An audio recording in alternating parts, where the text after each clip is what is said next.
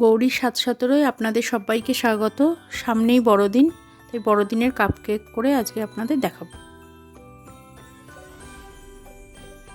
আমরা কেক বানানোর জন্য 2টো ডিম নিলাম, 1/3 কাপ চিনির গুঁড়ো, 1/4 কাপ ময়দা, 1/2 কাপ কোকো পাউডার, 1 চিমটে নুন, 1/4 চামচ বেকিং সোডা, 1/2 চামচ ভ্যানিলা এসেন্স, 1/4 চামচ বেকিং সোডা।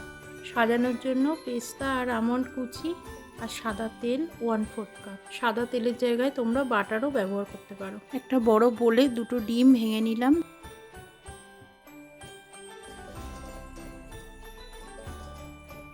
তার সাথে 1/3 কাপ চিনি দিলাম, দিয়ে ভালো করে ফেটিয়ে নিলাম। এরপর 1/4 কাপ তেল দিলাম, 1/2 চামচ ভ্যানিলা এসেন্স দিলাম।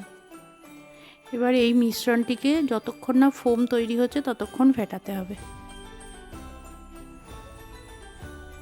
আমরা এবার শুকনো উপকরণগুলো দেবো। আমরা এবার 1/3 কাপ ময়দা দিলাম, 1/2 কাপ কোকো পাউডার দিলাম,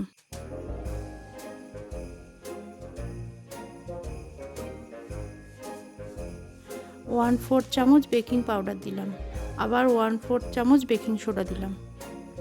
এবার মিশ্রণটিকে ভালো করে ফেটিয়ে নিতে হবে।